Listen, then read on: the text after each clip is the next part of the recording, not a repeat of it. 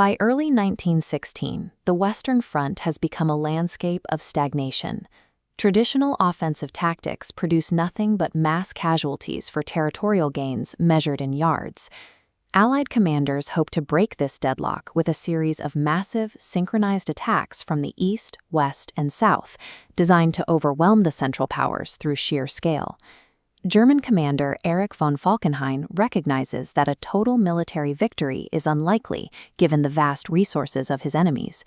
He realizes that Germany's path to victory requires a shift in how they view the objective of battle. Falkenhayn proposes a strategy based on the physiological cost of war. He intends to force the Allies to negotiate by making the price of holding the line impossibly high. This strategy requires a target so historically and culturally significant that the French will feel compelled to defend it to the last man. He chooses Verdun, a fortress city in northeastern France, nestled in the valley of the River Meuse, currently sitting in a vulnerable bulge in the front line.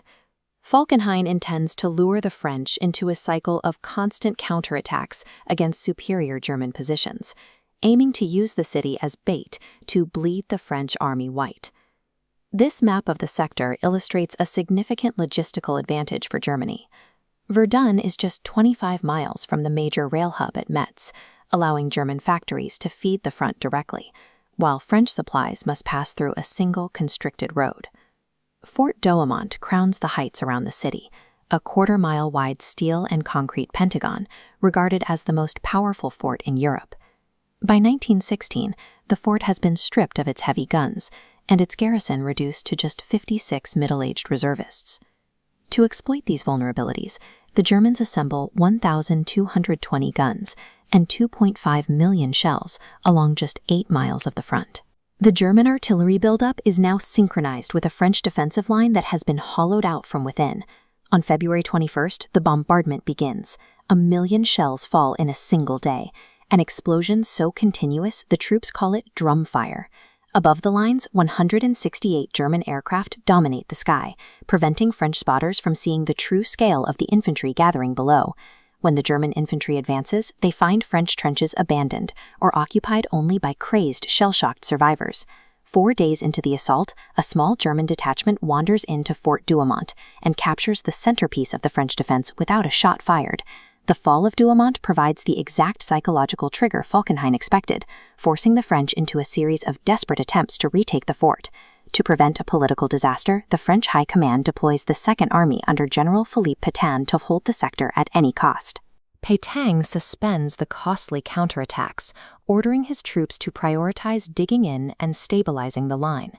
The German momentum slows as their infantry outpaces their own guns.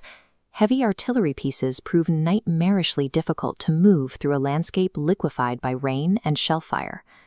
This map shows the uncaptured heights on the west bank of the Meuse, which overlook the stalled German infantry in the valley.